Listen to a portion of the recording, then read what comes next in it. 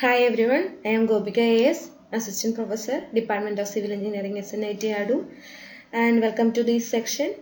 So we are going to discuss in Geotechnical Engineering 1. So in the previous sessions, we have seen how to measure shear strength using direct shear test, and we discussed the procedure for triaxial test, and we see what are the factors affecting shear strength, what is triaxial test, etc. And today, this presentation includes consolidated undrained test, unconsolidated undrained test, consolidated drain test. We will see what is this test is. So, on the basis of drainage, the triaxial test is classified into three. Choice of test എന്ന് പറയുന്നത് depend ചെയ്യുന്നത് type of സോയിലിനെയും എന്ത് പർപ്പസിന് വേണ്ടിയിട്ടാണ് നമ്മൾ ഈ test use ചെയ്യുന്നത് അല്ലെങ്കിൽ റിക്വയർഡ് ആയിട്ടുള്ളത് എന്നുള്ളതിനെയും ബേസ് ചെയ്തിട്ടായിരിക്കും. അതുപോലെ തന്നെ ഫീൽഡിൽ അവൈലബിൾ ആയിട്ടുള്ള ഡ്രെയിനേജ് കണ്ടീഷന് ഡിപ്പെൻഡ് ചെയ്തിരിക്കും. ഫസ്റ്റ് നമുക്ക് നോക്കാം അൺകൺസോളിഡേറ്റഡ് അൺഡ്രെയിൻഡ് ടെസ്റ്റ്, അതായത് യു ടെസ്റ്റ് എന്താണെന്ന്. ഇത് വളരെ ക്വിക്കായിട്ടുള്ളൊരു ടെസ്റ്റാണ്. നമുക്കൊരു 5 to 10 minutes കൊണ്ട് ഇത് കംപ്ലീറ്റ് ചെയ്യാനായിട്ട് പറ്റും. ഈ ടെസ്റ്റിനകത്ത് വാട്ടർ നമ്മൾ കൺസോളിഡേഷൻ സ്റ്റേജ് ആണെങ്കിലും ഡീവിയേറ്റർ സ്റ്റേജ് ആണെങ്കിലും നമ്മൾ വെള്ളത്തെ എക്സ്പെൽ ചെയ്യാൻ അല്ലെങ്കിൽ അതിനെ ലീവ് ചെയ്യാനായിട്ട് നമ്മൾ അനുവദിക്കുന്നില്ല. അതിനെ നമ്മളവിടെ ഹോൾഡ് ചെയ്യുന്നത്. അപ്പോൾ നമുക്ക് എന്തൊക്കെയാണ് അതിൻ്റെ ക്യാരക്ടറിസ്റ്റിക്സ് ഒന്ന് നോക്കാം. അപ്പം ഫുള്ളി സാച്ചുറേറ്റഡ് ക്ലേ നമ്മൾ വളരെ റാപ്പിഡ്ലി ലോഡ് ചെയ്യുവാണ്. കണ്ടീഷൻസ് എന്ന് പറയുന്ന അൺഡ്രെയിൻഡ് കണ്ടീഷനാണ്. സോ അവിടെ പോർ പ്രഷർ ഡെവലപ്പ് ചെയ്യുന്നു.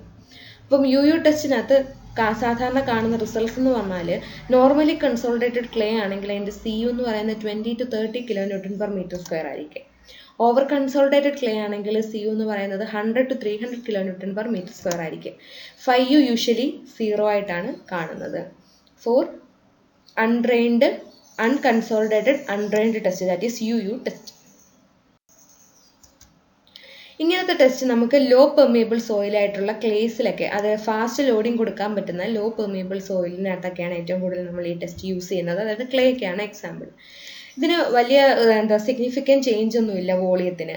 അങ്ങനെ വരുമ്പോഴത്തേന് നമുക്കിത് പോയിസൺസ് റേഷ്യോ കണ്ടുപിടിക്കാനായിട്ട് യൂസ് ചെയ്യാം. That is ΔV, change in volume 0 ആകുന്നു. അപ്പം EYയും EZും സ്ട്രെയിൻ അലോങ് Y ആക്സിസും സ്ട്രെയിൻ അലോങ് Z ആക്സിസും 0 ആകുന്നു. So mu is equal to σ3/σ1 + σ3 എന്നൊരു ഇക്വേഷൻ നമുക്ക് ഡിറൈവ് ചെയ്തെടുക്കാം.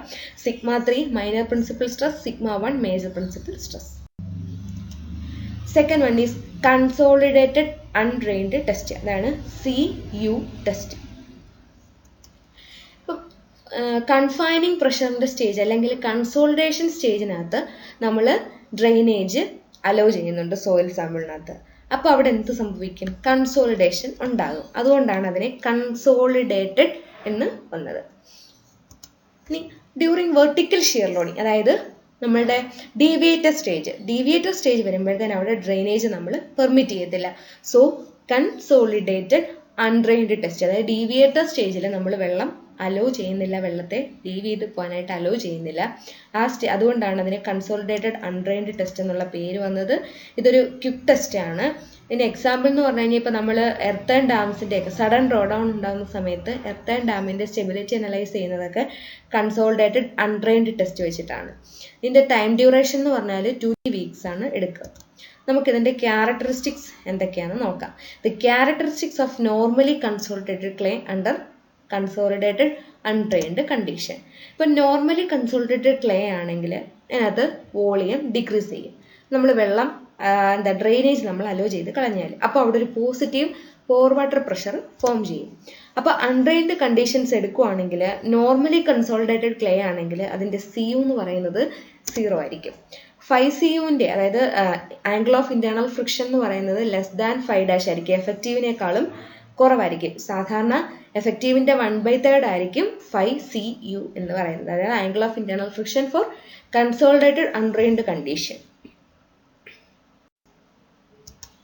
ഇനി characteristics of over consolidated clay under CU condition. ഇപ്പം ക്ലേ ഓവർ കൺസോളിഡേറ്റഡ് ആണെങ്കിൽ അവിടെ ഉണ്ടാകുന്ന പോർ വാട്ടർ എന്ന് പറയുന്നത് ഷിയർ കാരണം നെഗറ്റീവ് ആയിരിക്കും. നമ്മൾ പണ്ട് പഠിച്ചിട്ടുള്ളതാണ്, ഷിയർ ഫ്ലോ ചെയ്യുമ്പോഴത്തേന് അതിനകത്ത് പോർ വാട്ടർ ഉണ്ടാവുകയാണെങ്കിൽ ഇതിൻ്റെ ഓപ്പോസിറ്റ് ഡയറക്ഷനിലായിരിക്കും എന്നൊക്കെ പറഞ്ഞിട്ട്. അപ്പോൾ ആ എഫക്റ്റ് കാരണമാണ് പോർ വാട്ടർ അവിടെ നെഗറ്റീവ് ആയി പോകുന്നത്. കാരണം ഷിയർ എക്സേർട്ട് ആകുമ്പം പോർ വാട്ടർ പ്രഷർ നെഗറ്റീവ് ആകുന്നു. സോ എഫക്റ്റീവ് സ്ട്രെസ് എന്ന് പറയുന്നത് എന്തായിരിക്കും? അപ്പോൾ ടോട്ടൽ സ്ട്രെസ്സിനേക്കാളും കൂടുതലാകും. അപ്പം എഫക്റ്റീവ് മോർ സർക്കിൾ എന്ന് പറയുന്നത് എന്ത് ചെയ്യും? നമ്മളുടെ ടോട്ടൽ സ്ട്രെസ് സർക്കിളിൻ്റെ റൈറ്റിലേക്ക് ഷിഫ്റ്റ് ചെയ്യും. അതാണ് കൺസോളിഡേറ്റഡ് ഓവർ കൺസോളിഡേറ്റഡ് ക്ലേ ആണെങ്കിൽ അതിൻ്റെ ക്യാരക്ടറിസ്റ്റിക്. തേർഡ് മെത്തേഡാണ് കൺസോളിഡേറ്റഡ് ഡ്രെയിൻഡ് ടെസ്റ്റ്. അതിനെയാണ് CD ടെസ്റ്റ് എന്ന് പറയാം. ഇതിനകത്തിപ്പം ഡ്രെയിനേജ് നമ്മൾ എന്താ പറയുക, കൺഫൈനിങ് പ്രഷർ സ്റ്റേജ്, അതായത് കൺസോളിഡേഷൻ സ്റ്റേജിലും അതുപോലെ തന്നെ ഷിയർ സ്റ്റേജിൽ, അതായത് ഡീവിയേറ്റർ സ്റ്റേജിലും, രണ്ട് സ്റ്റേജിലും നമ്മൾ എന്താ അലോ ചെയ്യുന്നു? വാട്ടറിൻ്റെ ഡ്രെയിനേജ് അലോ ചെയ്യുന്നു. അതായത് വാൽവ് രണ്ട് സമയത്തും ഓപ്പൺ ആയിട്ടിരിക്കും. അപ്പം ഇതാണ് ഏറ്റവും കൂടുതൽ ടൈം ടേക്കിംഗ് ആയിട്ടുള്ള ടെസ്റ്റ്. കാരണം ചില സോയിൽസ് ആണെങ്കിൽ ചില സോയിൽസിനകത്തത് നമുക്ക് ടെസ്റ്റ് ചെയ്തെടുക്കാനായിട്ട് ആഴ്ചകളോളം വേണ്ടി വരും. അതുകൊണ്ട് തന്നെ ഇതിനെ സ്ലോ ടെസ്റ്റ് എന്നാണ് നമ്മൾ വിളിക്കുക. ഇനി നമ്മൾ ഇതിനകത്തുനിന്ന് പോർ വാട്ടർ ഫ്ലോ ചെയ്യാൻ അലോ ചെയ്യുന്നതുകൊണ്ട് തന്നെ അവിടെ നമുക്ക് പോർ വാട്ടർ പ്രഷർ എന്ന് പറയുന്നത് ഉണ്ടാവുന്നുണ്ടോ? അത് 0 ആയിരിക്കും. അപ്പം പെർമിയബിലിറ്റി എന്ന് പറയുന്നത് എന്തായിരിക്കും? അങ്ങനത്തെ സോയിലിന്, കോശല സോയിലൊക്കെ ആണെങ്കിൽ ഹൈ ആയിരിക്കും. അപ്പോൾ അതിനകത്ത് വളരെ സ്ലോ ആയിട്ടുള്ള ലോഡിംഗ് റേറ്റ് ആയിരിക്കും. അതുകൊണ്ടാണ് ഈ ടെസ്റ്റ് സ്ലോ ടെസ്റ്റ് എന്ന് നമ്മൾ വിളിക്കാനായിട്ട് കാരണം. നമുക്ക് നോക്കാം, സാച്ചുറേറ്റഡ് ക്ലേ ആണ് എടുക്കുന്നത്. കൺസോളിഡേറ്റഡ് ഡ്രെയിൻഡ് ടെസ്റ്റിനകത്ത് എന്താ സംഭവിക്കുന്നതെന്ന് നോക്കാം. ഇനി നോർമലി കൺസോളിഡേറ്റഡ് ക്ലേ എടുക്കുകയാണെങ്കിൽ സാൻഡിൻ്റെ സിമിലർ ആയിരിക്കും അതിൻ്റെ റിസൾട്ട്സ് ഒക്കെ വരിക. കോശല സോയിലിൻ്റെ റിസൾട്ട്സിന് സെയിം ആയിരിക്കും. പക്ഷേ ഏത് സ്റ്റേജ് എടുത്താലും അവിടെ ടോട്ടൽ സ്ട്രെസ് എന്ന് പറയുന്നത് എഫക്റ്റീവ് സ്ട്രെസ്സസ് ആണ്. ടോട്ടൽ സ്ട്രെസ്സസ് ആദ്യ എഫക്റ്റീവ് സ്ട്രെസ് അവിടെ. കാരണം നമുക്ക് എന്താണ്, പോർ പ്രഷർ എക്സേർട്ട് ആകുന്നില്ല. അപ്പം σ1 bar is equal to sigma minus u ആണ്. അവിടെ യു എന്ന് പറയുന്നത് 0 ആകുമ്പോഴത്തേന് ടോട്ടൽ സ്ട്രെസ് എന്ന് പറയുന്നത് എഫക്റ്റീവ് സ്ട്രെസ്സിന് ഈക്വൽ ആയിരിക്കും. That is CD is equal to 0 and 5D lies between 20 to 30 degree. അതായത് കൺസോളിഡേറ്റഡ് ഡ്രെയിൻഡ് ടെസ്റ്റിനകത്ത് കൊഹഷൻ 0യും ആംഗിൾ ഓഫ് ഇന്റേണൽ ഫ്രിക്ഷൻ 20ക്കും 30ക്കും ഇടയിലും ആയിരിക്കും. അപ്പം ഇതിൻ്റെ അതായത് ഓവർ കൺസോളിഡേറ്റഡ് ക്ലേസ് വരുവാണെങ്കിൽ ഇപ്പം നോർമലി കൺസോളിഡേറ്റഡിൻ്റെ കാര്യം നമ്മൾ പറഞ്ഞു. ഇനി ഓവർ കൺസോളിഡേറ്റഡ് ക്ലേ വരുവാണെങ്കിൽ സിൽറ്റിൻ്റെ റിസൾട്ട്സിന് സെയിം ആയിരിക്കും കാണിക്കുക.